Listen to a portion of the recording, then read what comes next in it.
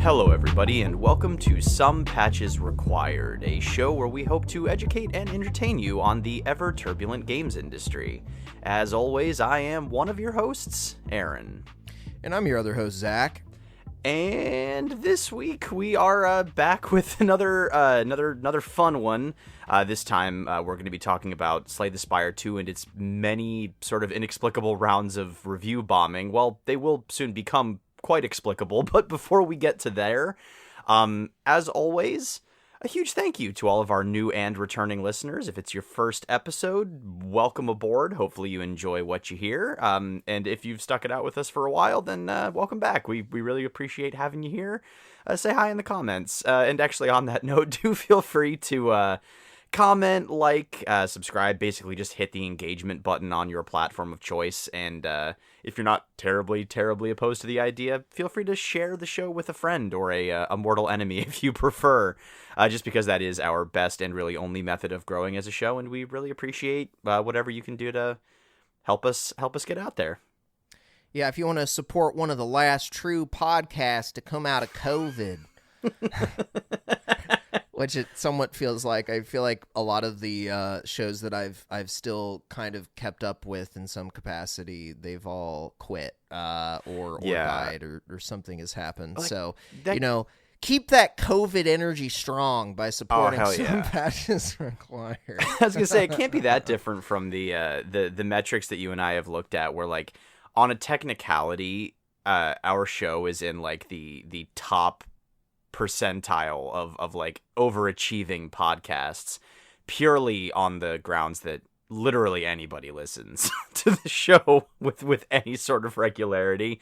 It's very similar to that, right? Like, we are probably in the minority of COVID podcasts just because after all this time we are still doing the show, and a good many of them have dissipated. But I mean, outside of the fact that we genuinely enjoy doing it, to peel back the irony layer for a moment, genuinely the growth that we've seen is something that pushes us to keep trying for that and seeing an active comment section and people who are at least spurred to share their opinions in response to what we've said. That's the sort of stuff that really does actually motivate us to keep doing this stuff. So participate. We enjoy having you around. It's a good time for everybody if it all works according to plan and we all stay civil.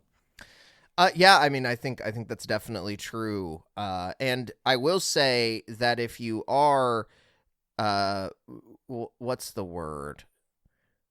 This will be a moderately political episode for about, well, technically the entirety of it because everything's political, but we will be criticizing those who are champions of Gamergate today. Probably not in a particularly harsh manner, but we will probably be criticizing you. So this is your warning if you're sensitive to that kind of thing. So we are talking about Slay The Spire 2 today. Specifically, the 3 different rounds of review bombing. We're going to be running through everything, but if you want to state your opinion on any round of the review bombing, feel free to chat about it in the comments section below, per Aaron's point. I think that sounds interesting. I'd like to see what everybody thinks, especially about the first 2. But for those that don't know, Slay the Spire has been getting hit by a round of review bombing, specifically 3, over the course of the last 2 months. I think the reason that this is particularly interesting to a lot of people, including some news outlets, is that Slay the Spire 2 in many ways is an indie darling. It was released in March, early March, and it sold over 4.6 million copies in the first 2 weeks. This led to a peak concurrent user count of over 500,000 players.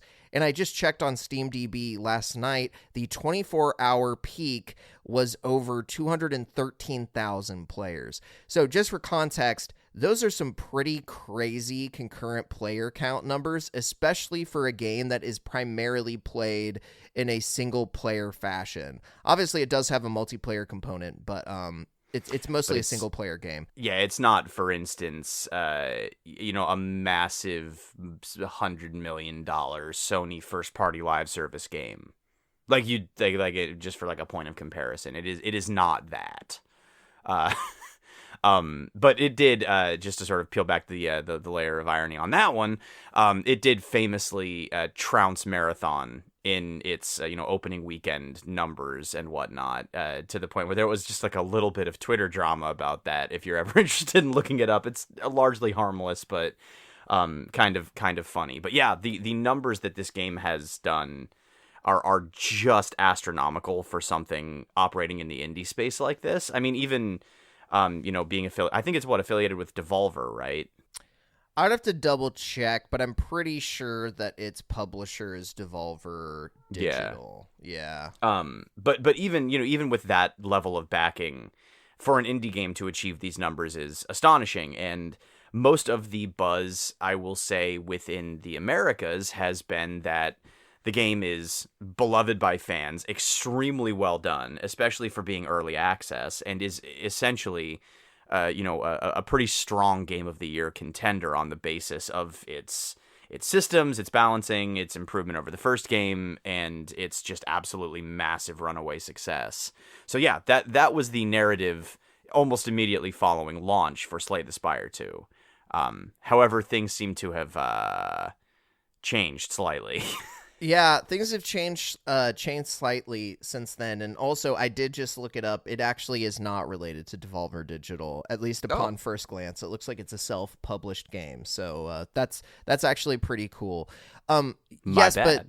but all of that being said, the first 2 rounds of review bombing are actually related to the first big content patch that got pushed out to this game. And the one thing that I actually should clarify is that it was released into early access on May 5th. This game is technically not officially in its final state, right? It's in this early access period on Steam, which means, of course, a ton of things are going to change. The scope of the game is going to grow. There's going to be a lot of tweaking. All of that is very important to keep in mind as we're having this discussion. The first round of review bombing started in March when they started working on this latest patch in what is known as a beta branch on Steam, which is to say it's a side branch that people can select a desire to go into to try out the new content that the developers are working on, but they do not push that content out to the primary branch of the game where all of the players are playing. And my understanding is that this beta branch, this initial patch, largely focused on, making infinite combos harder to achieve, nerfing certain cards, and I believe it also was a buff for the Doormaker boss, which people seem to have a lot of issues with. There's a lot of comments about this Doormaker boss if you read through a bunch of articles regarding this. Yeah. So that was sort of the first round. I think the round that we'll focus the most on is the second round, which happened in April when the patch actually went live with all of these changes, Aaron. And, of course, there were some new relics that got added to the game, which modify each playthrough as you collect them. There was some added art to flesh out some of the aspects of the game that hadn't really been finalized at early access, so that's kind of cool to see. And this round of negative reviews is particularly interesting, and we'll get into this more, but it's particularly interesting because a lot of the negative reviews were coming from specifically China. And these numbers are crazy. We'll dig into them in a second. If you want to know how big the Chinese player base is, this game used to be like overwhelmingly positive on Steam, and now it's sitting at mostly negative. At 33% of reviews are positive. Yeah. And that is almost entirely on the basis of the Chinese language reviews, which is, again, kind of a fascinating thing because of the way that Steam now displays reviews. But yeah, that is absolutely bonkers. And what is the figure you have where like the Chinese language reviews make up like 52% of the total reviews for the entire game, right?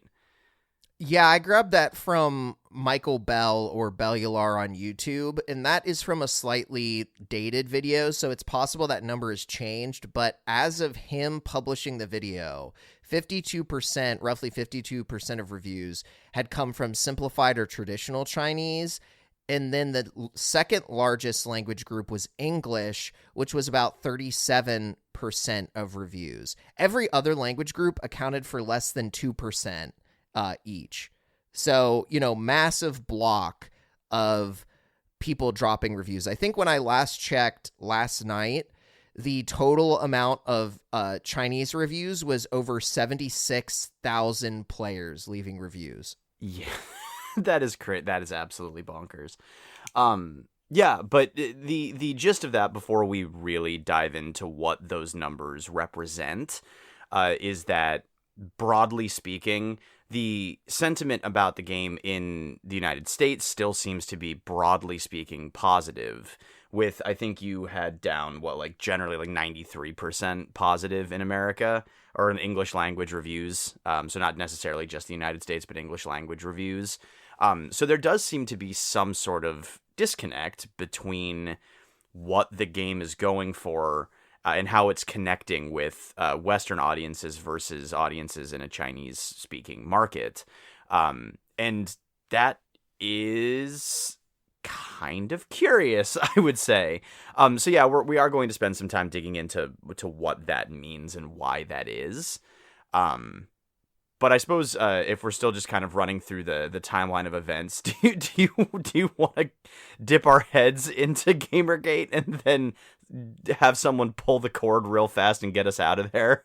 Oh, I was going to leave that pleasure for you. I ran through, the least fun review bombs. I thought I could leave the most fun one for you to dive into. Yeah, thank you. What a gift for me. Okay, so this is mercifully going to be brief because there's genuinely not that much, if anything, to talk about in this space. But it would seem that it has come out recently, like within the month of May, that Anita Sarkeesian, a name you might remember back from the Gamergate scandals, not scandals, but controversies, had some role as a consultant on Slay the Spire 2. Now, Anita Sarkeesian is most notable for being a critic, not like specifically a game critic, but somebody who does media criticism through the lens of feminism. She had a whole series of videos out, 13 to 15 years ago about, tropes in games and how female representation in games is perhaps still in need of some work. And these videos were viewed a great many times and spurred on basically a shitstorm of anti-feminist sentiment inside of the game space. And it turned into a gigantic nightmare that people are still talking about well after a decade later. The point being, whether Miss Sarkeesian is, the world's most authoritative critic on these sort of things or not, her name is a complete cultural flashpoint for a certain Maniverse poisoned section of the internet, where if you see her name appear on something, that thing is to be lambasted, review bombed, battered into oblivion, and basically just, shat upon from the greatest height. And so, yeah, there's apparently a small subsection of the internet who are extremely angry to hear that their deck builder roguelike, Slay the Spire 2, has been infected with the woke mind virus of Anita Sarkeesian and her terrible, terrible feminism. Zach, you gave me a link to just a great podcast that I'm not going to name drop, but I did go ahead and leave them a big old thumbs down on the video. That's awesome. Well, I needed the algorithm to know, and I needed them to know. and it's, you know, all engagement. So hopefully they'll take the feedback and reevaluate some of their more troubling beliefs. But basically, yeah, it was just this panel of 4 people just moaning about cultural Marxism and how you know, any vote for any dollars spent to support this game also monetarily supports Anita Sarkeesian, who has the audacity to expect you know, better from games in 2026, you know, in terms of, you know, female representation, or just like trying to have better representation in general. So I don't know. I have no idea actually what her involvement in Slay the Spire 2 is outside of being listed as a consultant somewhere in the credits, but that is apparently enough for them. That's the thing. I don't think anybody does. Like, literally, nobody knows what her impact has been.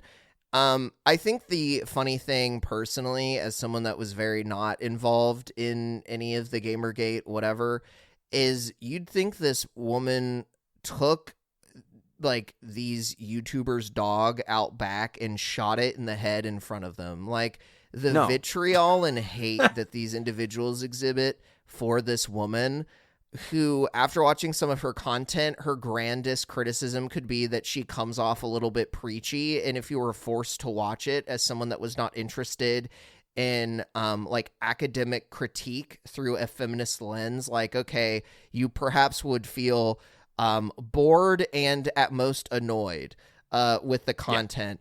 Yeah. But these people levy so much power at this woman's feet that is truly ridiculous. Perhaps my favorite comment levied at her is that she is the reason that video games is full of bald black lesbians, of which I don't think I could name a single bald black lesbian character. The closest that comes to mind is the warlock trainer from Destiny, but I don't think she's a lesbian. I think she's just black and bald. And incredibly obese people, which Aaron and I discussed. I think Ellie from Borderlands is the only obese video game character that I can think of. That's a woman. I mean, you can yeah, in terms of women, it becomes a hell of a lot harder to find them, and as we discussed, she is the butt of the joke, which should be perfectly to the taste of this sort of internet commenter. Because we're supposed to hate well, I mean, we should probably just hate women in general, but especially you know, plus-sized women, God forbid. God forbid. But yeah, I mean, it's just it's just the saddest corner of the internet, and it really is an extraordinary amount of outsized hatred towards this woman. And I think to myself a lot, because again, you're completely right, and this will be a short section of the episode, so I promise I won't belabor it for too long. Realistically, I don't actually find that much off-putting about her tone.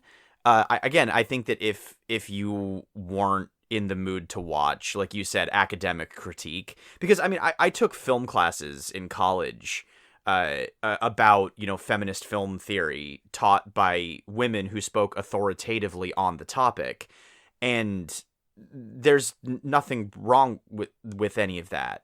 That's exactly who should be teaching the class, right? Like, that is the voice you should be listening to. And to speak authoritatively is not a sin unless you're a woman, right? And the thought that popped into my head was like, can you imagine the sort of tone? Zach, do you ever watch Folding Ideas? I know of it. I actually don't know that I've seen an episode of it.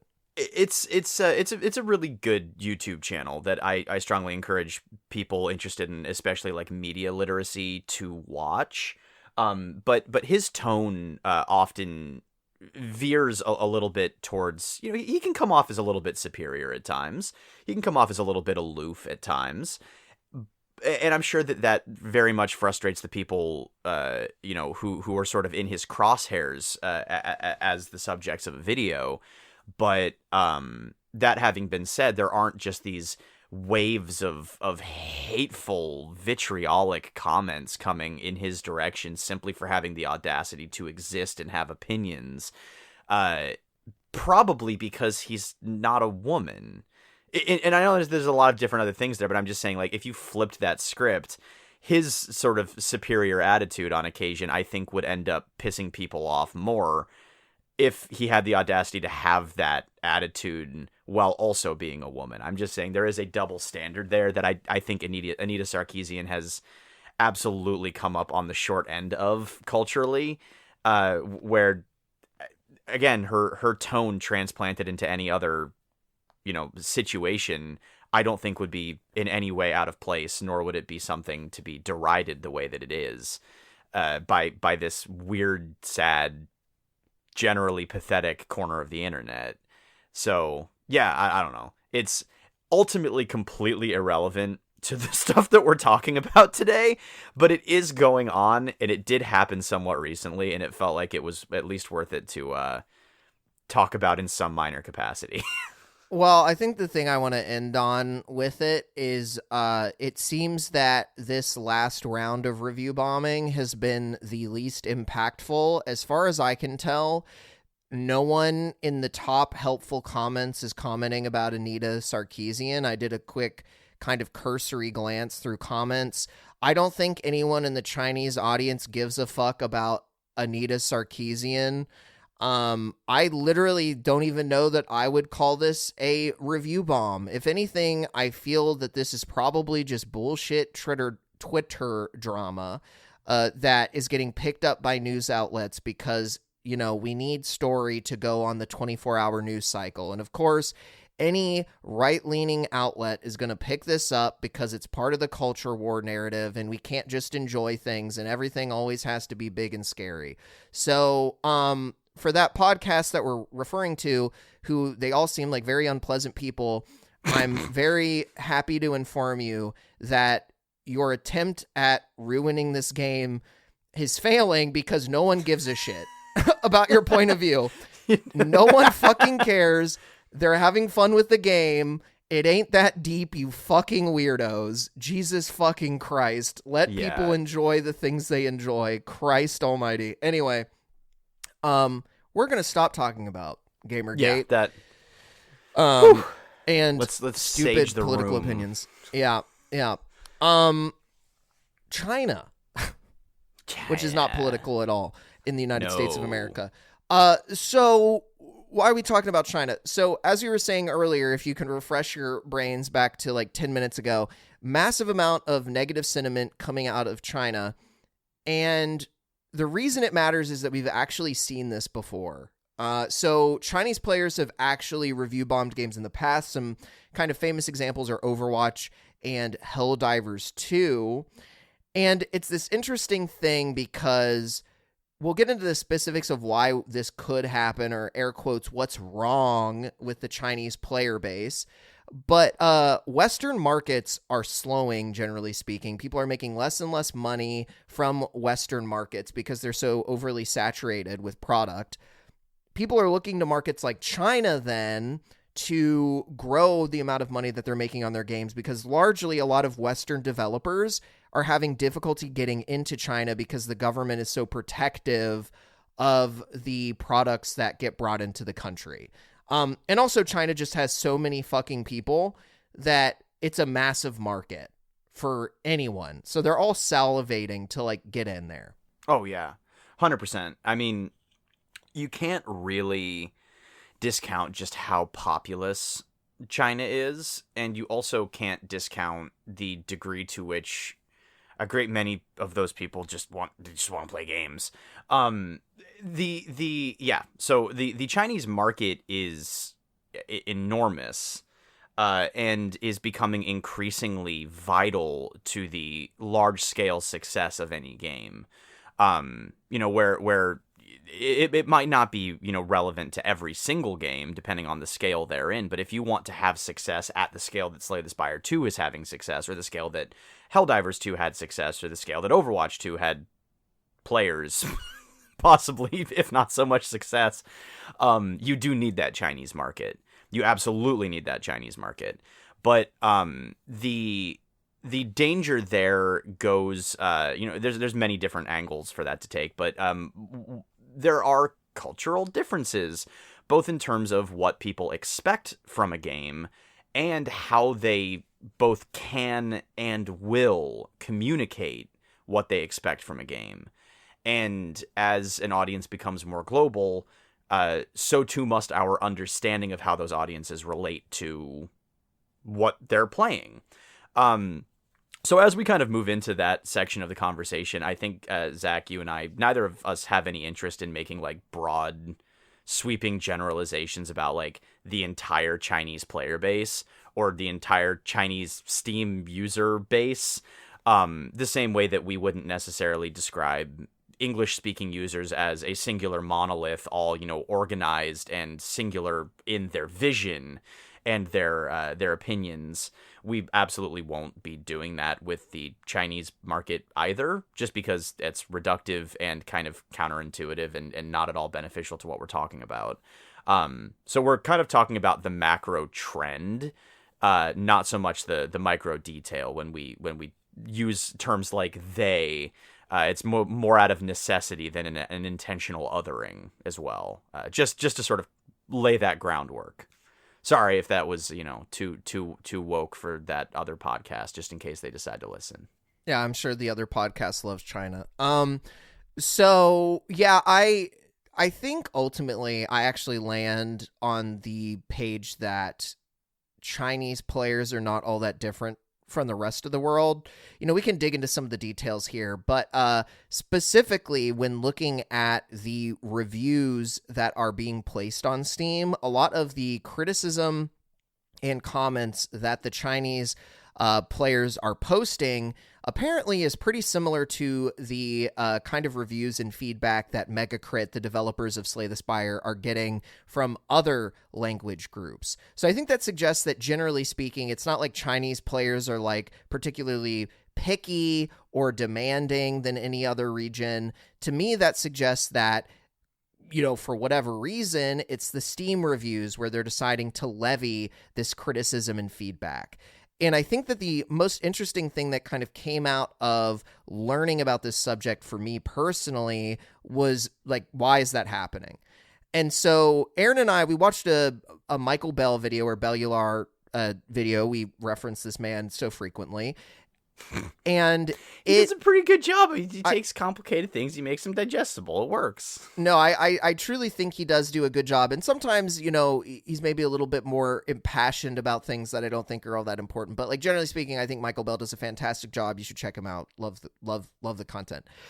But Michael mentions that Discord, Twitter, and Steam community features are all banned in China.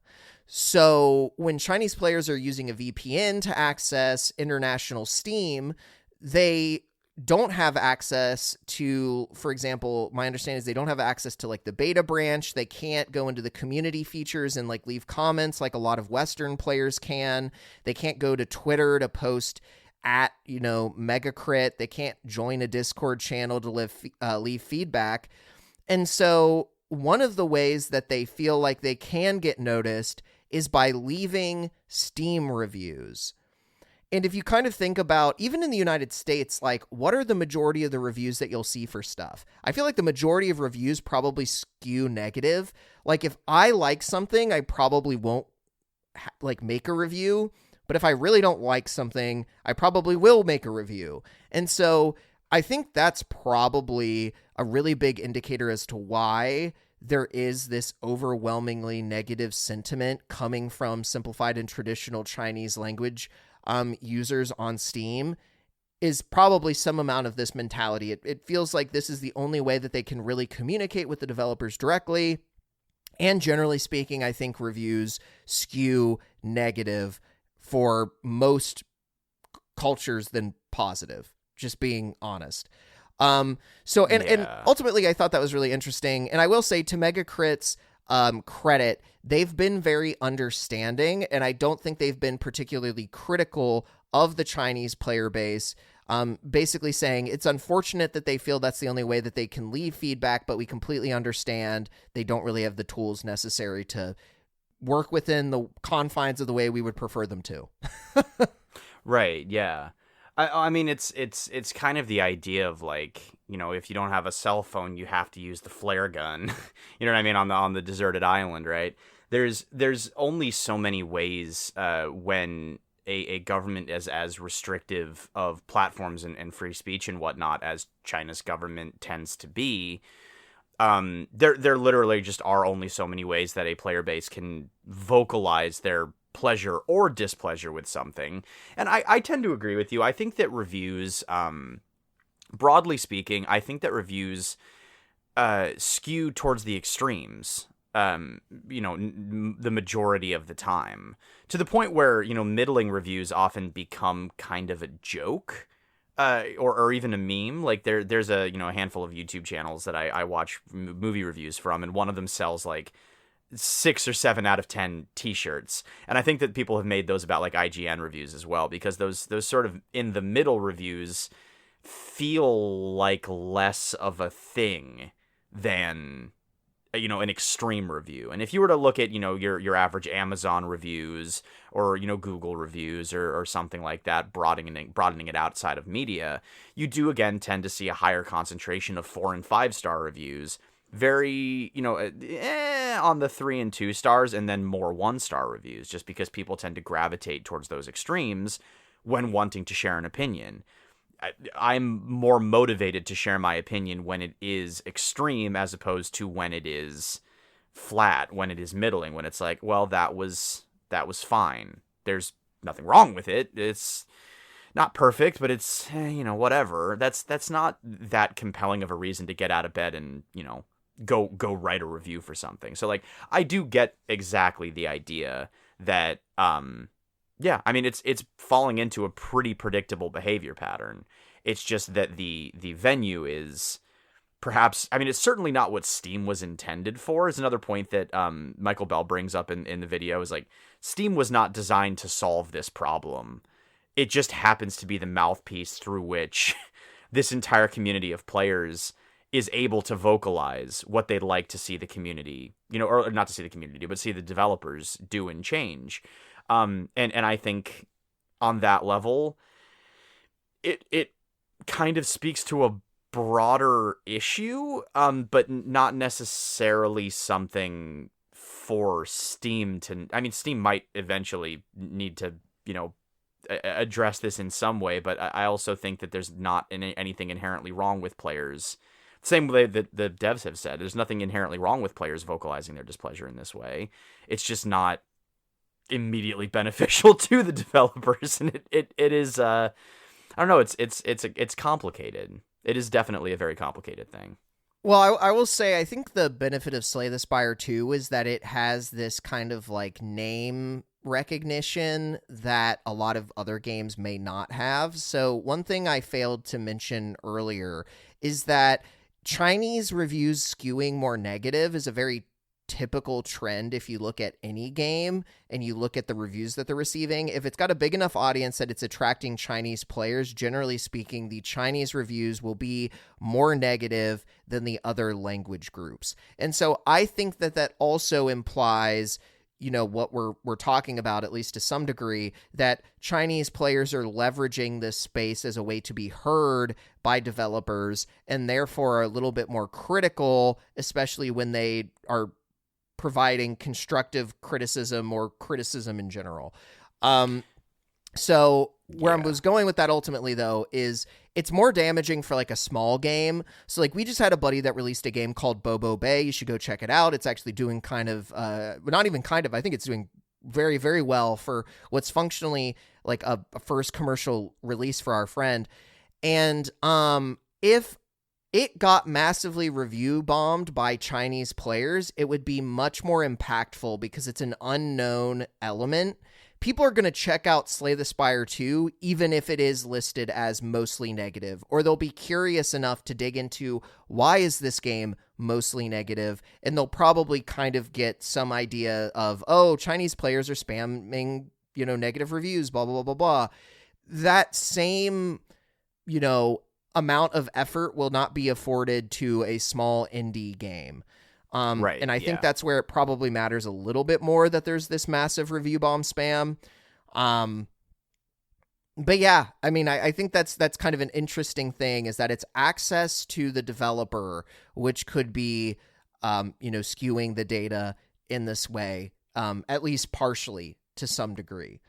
I think the other thing that's kind of interesting, Aaron, is that this is mostly anecdotal evidence from a user that posted on Reddit. So, I'm kind of skeptical of listening to a single person that says they're Chinese and, treating them like a monolith. But a user on Reddit did comment that Chinese players see the goal of Slay the Spire as being obtaining infinite combos, which ultimately relies on deck thinning and doing these like small decks in the game. And these were two things that were very much targeted by this first balance patch. Is they being the developers really don't want you to have infinite combos that are really easy to achieve because it messes with the balance of the game. It can make certain builds feel really weak, and ultimately can make the game feel pretty trivial.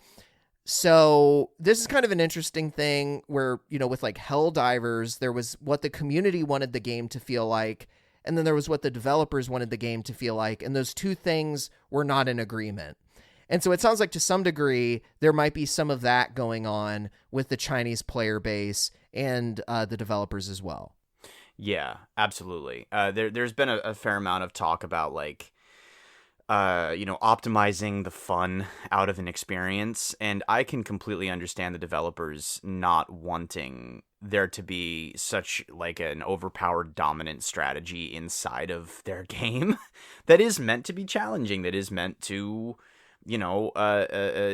draw multiple runs and have you really sort of struggling to progress for stages of the game and really make those things feel like an achievement. And yeah, to sort of trivialize the game out of the gate, this early into early access, it does make sense to me that would be something to be removed from the game, or at least modified to make it slightly harder to achieve those combos, or at least less likely to achieve those combos. But yeah, I mean, I can definitely see there being an optimization focused subset of the player base that absolutely wants to just run for those infinite combos and see how high they can make number go up. And how like overpowered they can get their build to be. I'm sure that is a great deal of fun for a great many people. Again, I don't necessarily have any way to verify that is a distinctly, uniquely, or, in any way more predominantly Chinese mindset than it would be anywhere else. But at the very least, these modifications do seem to have a lot of people incensed, so maybe there is some truth to the fact that, Chinese audiences broadly have a different way of interfacing with that game's systems. Maybe there just are people who are more passionate about that variety of gameplay than there are in English speaking audiences by volume. It's always possible. But yeah, that definitely is a very big part of the disconnect, wherever that may be originating. Yeah, I hesitate to say that it's like uniquely Chinese, like anything that we've been talking about here. But like I said, it did come up on the Reddit post, and I did think it was kind of interesting because it echoed of previous stories that we'd covered in the past. That being said, I've seen plenty of YouTube videos that focus on infinite combos in Slay the Spire 2. So like clearly this is a thing that people are finding enjoyment with inside and outside of the Chinese player base. And knowing players, when you take stuff away from them or make content harder, you're probably going to get some level of backlash from the player base. I've been playing, and this is weirdly analogous to the difficulty conversation. And I promise I won't go too deep into this, but I've been playing Saros a lot, actually. The new game from Housemarque, the bullet hell, the Resogun and Returnal people. Mm-hmm. And first off, it's great. It's a very, very good game. Mechanically speaking, it is rock solid. It is Moorish. It is that same like roguelike structure that you just want to keep playing the game run after run after run after run. It's not perfect. There are definitely a handful of things that are not incredible about it. But on Reddit, the game's community is very split between people who think that all of the different changes made from Returnal to this game, in order to make it more broadly accessible and give players a higher likelihood of actually completing the game and rolling credits than there were in Returnal, that is extremely divisive. Like, just rolling through posts on Reddit, you'll probably find about a 50-50 split of people who find this game horrifically disappointing because it committed the terrible sin of being more not necessarily moment to moment easier, but certainly more accessible to players, and gives people a lot more tools in order to make the experience slightly more surmountable. And for some people, that is original sin. That is absolutely damning. That is reason enough to refund the game and boycott the studio, because, my God, they robbed me of the experience of playing my very favorite game, Returnal, which was famously so punishing that the majority of players did not complete the game. They bounced off of it. And that was something that the studio wanted to address. And even taking into account the fact that the game is packed to the gills with ways to essentially customize the difficulty to your specifications, be that make the game way harder or make the game way easier. Some people even find the fact that those are in the game to be distasteful, indicating some sort of lack of purity to the experience. So, my point being that the difficulty argument is going to be present even within, just the English-speaking community on Reddit inside of America. And so every single sort of patch is dissected on this level to see if they are actually making the game harder or making the game easier, changes that people like, changes that people don't like. And people do take note of those changes, and those changes tend to end up causing the majority of the sticking, because as was discussed in one of our other source videos, which was talk about Wei Shush, is it the Chinese Wei Shush bilingual? Yeah, it was a Chinese bilingual YouTuber who was talking about, having translated a good handful of these reviews, was talking a lot about, like, just players' resistance to change in general, and how a lot of these things most likely would not have resulted in lower review scores or review bombings at all if these changes had shipped with the first version of early access. But the fact that there were modifications made to the difficulty of the Doormaker boss, eventually removing it outright and replacing it with something else, or changes made to the balancing, the changes may in fact have been the issue, not the result of the changes, in terms of, like, incensing the community, I guess is what I'm saying. So yeah, I don't know. There's a little bit of a through line to the Saros thing where, you've got differences from something people already knew sending half of the community into a complete tizzy, and the rest of the people just being like, no, this is pretty good, I can roll with this. There is this fascinating sort of bifurcation just on the basis of having a point of comparison, about which to get angry. I think it's the interesting thing on the difficulty discussion, though, is that what Wei Shush ultimately is bringing up is in his video, which I do recommend checking out. It's an interesting dive, at least into the top 30 most helpful Chinese reviews and kind of understanding what they're actually saying and what, from his perspective, is valid and not. But regardless, the difficulty conversation is interesting because it always comes up with a FromSoft game, and that always comes up about how we don't want an easier version of the game to play because it somehow diminishes the hard version that we're playing. At the same time, though, I bet those people would be upset if a base version of a FromSoft game came out and then FromSoft patched it to make it harder.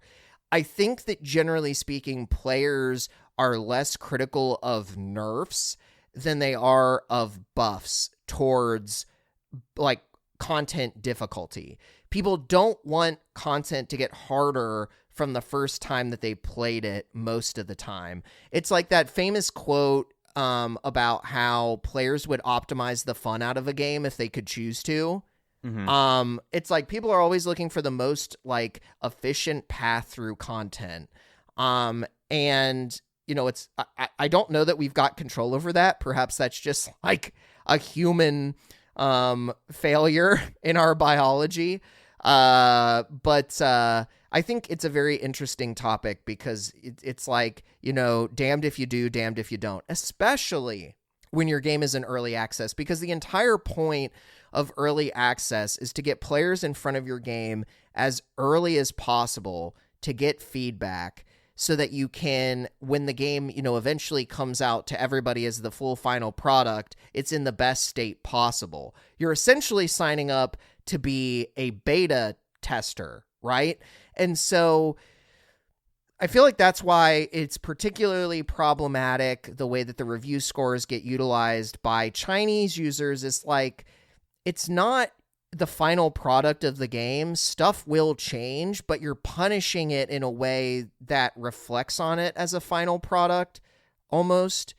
It's I don't know. It's a very messy situation, and I'm not even like, wagging my finger at the Chinese audience, because as we've discussed, it seems like they don't really have super adequate ways of giving their feedback, or at least they don't feel well educated on what those options are. And I think it just leads to, this messy place that we've been at. Ultimately, though, I think the main takeaway from this whole situation for people that aren't Megacrit is that if you're looking to release a game, if you're looking to release a game into early access specifically, you've got to treat that early access release as your official game launch. Because as you're seeing with this, it's getting treated like a final game. People don't care that it says early access, in that there's some disclaimer about stuff changing. People will treat it like it's your official launch of the game. People don't understand this is like an MVP or a demo, or whatever word you want to say. Yeah, no, I think that's completely fair. I definitely think that it's a bit of a sliding scale when it comes to the type of game you're making and the type of game you're releasing into early access. Like, what's that? Windrose? Is that new pirate game that's in early access? So like that game comes out, and yes, it does have to be toothsome enough for people to actually like buy it and play it consistently. So on that level, it should be, if not feature complete, then pretty feature robust, and whatnot. But that's a game from a studio that people aren't necessarily familiar with off the top of their heads. It's a project that is building towards something, not building off of something. Whereas Slay the Spire 2 is coming off of the back of a very successful first game. So there are a lot of expectations already, yeah. And so like with Hades 2, right? It would have been a very similar situation. If Hades 2 had gone into early access and it was just a complete mess, yeah, it would have been a very, very, very different launch for that one. And yeah, with Slay the Spire 2, you absolutely do need to recontextualize what early access means, because audiences are not going to treat it as a peek behind the curtain into a still very much in development project. They are going to treat it as the product. Mm-hmm. And even if all of this is technically, like Review Bomb included, even if all of this is technically the early access period more or less working as intended, right? It is meant to provide studios and teams with a cash infusion while they continue to balance, tweak, and finalize their game before a final 1.0 launch. And this is mass data acquisition. This is a lot of feedback acquisition. This is a lot of learning what your various communities want from your game. So, like, on one level, this is kind of early access working as intended, but on another level, it is 100% not the review system working as intended. The review system is not meant to be it's not meant to be a direct message or a public forum. You know what I mean? It's not meant to be the place where feedback conversations happen exclusively. So it definitely still has time to turn around and not completely kill the 1.0 momentum of Slay the Spire 2, in which case, yay, great. But at the same time, though, I do completely agree with you. For a different type of game, what we're seeing here would have been a death sentence 100%. Slay the Spire 2 will most likely be absolutely fine, but for a completely different game, this could have been all of the nails and the wood to make the coffin.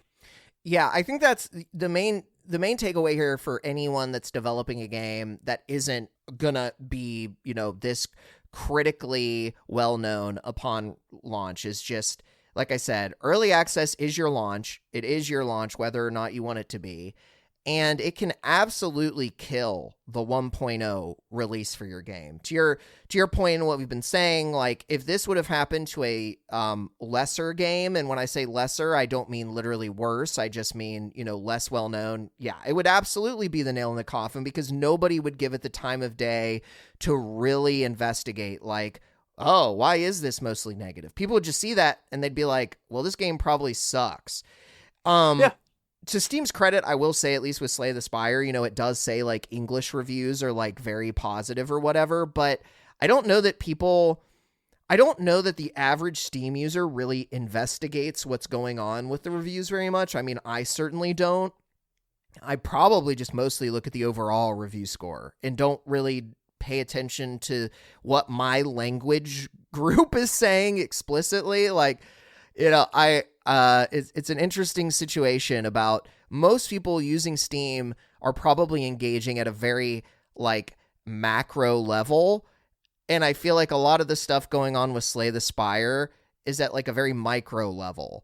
It's almost like, media literacy, but it's like Steam literacy. What's going on in the background? How much are people paying attention? The answer is very little, I think, in terms of the average consumer. Yeah. I would say that's fair. But yeah, I mean, I suppose my sort of like final thoughts outside of the please protect your launch. Just be aware of these issues and protect your launch and remember that you're launching globally. My other just sort of takeaway is that this is a great reminder to not generalize the way that I think things like this tend to push people to do, right? Like, even a handful of comment sections under like the Michael Bell video, it's just all talking about like, okay, well, this is just another case of Chinese audiences are butthurt about them, taking the broken mechanics out of a game. And it's like, well, yeah, some absolutely are. And it's not to say that you can't be critical of a consumer feedback movement, because, there's a whole nuanced conversation to be had about the merits of review bombing as a method of communicating dissatisfaction with some element of a project, be that its political leanings or its, economic impact or the like way that it was funded or the actions of, a lead or something like that, right? There are 1,000 different reasons that review bombs happen, some more legitimate, some less legitimate, but the devil is always in the details. Patterns absolutely emerge, but I don't think that you can boil this down to it being as simple as Chinese audiences are butthurt that Infinite's got nerfed. I think that it is a little bit more nuanced than that. I don't think that it's just that Chinese people inherently want to optimize things more than English speakers.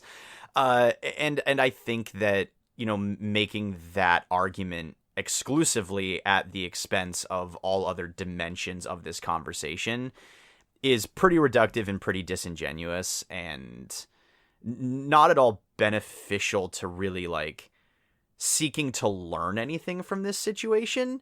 And I do think that there is a fair amount to learn. I will be damned if I can come up with a single lasting solution for any of the issues presented in this conversation, but there are things to learn. And I think just sort of painting with a very broad, a wide brush for those good broad strokes does miss the nuance that makes this so interesting. The one thing I do think, as we kind of hurtle towards the end here, that I do think is interesting and I could definitely see happening is there be a frustration that develops with Western audiences moving forward if game studios start tailoring a bunch of their content in ways that they think the Chinese player base wants them to tailor the game, instead of in ways that like Western audiences want them to tailor the game. And, I'm going to be honest, I think if this happens, it's all going to largely be BS, like smoke and mirrors, like us versus them bullshit that things always kind of, devolve into. But I think we might start seeing more of those discussions moving forward, just because the reality is games are going to target the Chinese market more and more as they try and are accepted into that market. It'll be curious to see how much they segment the versions of the games between Western and Chinese audiences, just because one thing I have been told is that Chinese players are generally more accepting of like microtransactions and gacha mechanics. Maybe not accepting, but that's like they're less critical of it. Conditioned to tolerate and engage with. Yes. Because that's been the biggest section of gaming in that area of the world for a long time. Yeah. Yeah, and I could see people get to the point where they think that is influencing their Western branch of the build or the game or whatever, right? And who knows to what degree that'll ever come to be true, but I could see that being an accusation that gets levied against companies as China continues to be a market that games try to push themselves into. So that'll kind of be an interesting thing moving forward. But yeah, I'd say generally speaking, it sounds like a lot of the feedback that the Chinese users are giving to Megacrit is very similar to a lot of the other language groups that are leaving feedback. Additionally, even though these players are leaving negative reviews, again, this is kind of anecdotal evidence, but that Wei Shush video, he looked at the top 30 helpful reviews, and a lot of those people kept playing Slay the Spire for another 1 to 4 hours after leaving the negative review, which to me suggests that these people are continuing to play the game, even though they left a negative review, which is, if they truly hated something so much, they probably would just stop.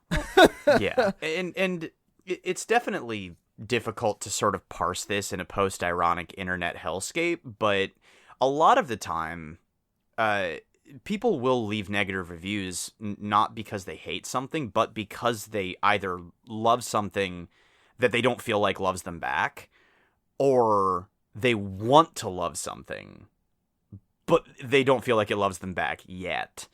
And again, I know I'm giving a lot of benefit to the doubt with that take, but if you drill down to the root of it, and take the irony poisoning out of the room, which does, make up a great deal of user feedback on a lot of things, especially when it comes to culture war movements.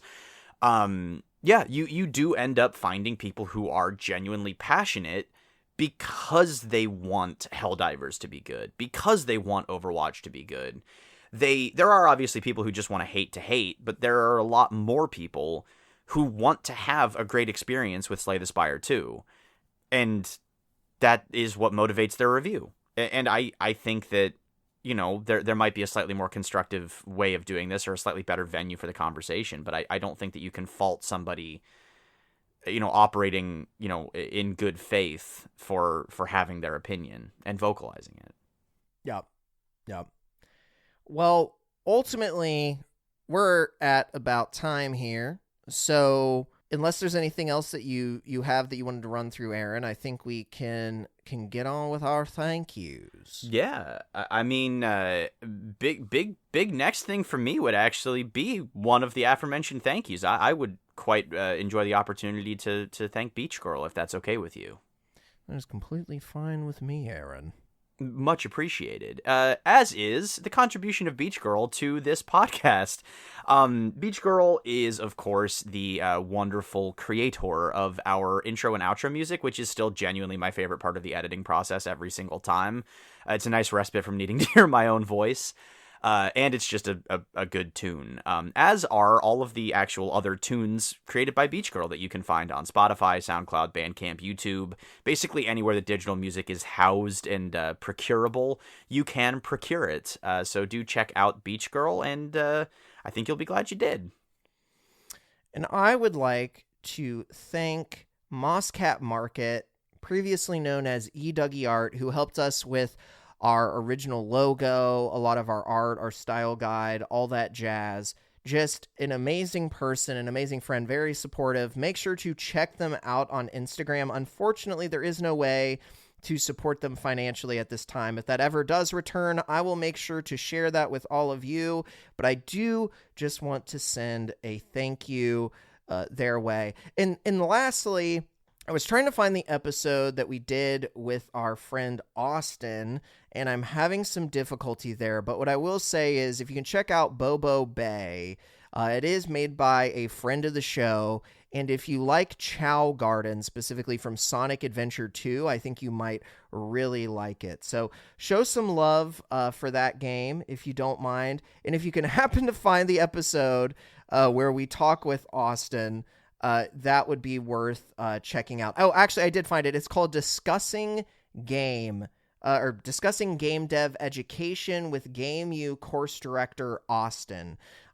So the topic of that may be a little bit less about Bobo Bay specifically, but that is our interview with him. Oh, that's right. We did a 2-parter. So it's actually the second part, I think, where we talk about Bobo Bay specifically. So anyway, check that out. Show some love for Bobo Bay. And yeah, with that, I think I'm good to wish everyone adieu. Indeed. Goodbye. By which I mean... Goodbye!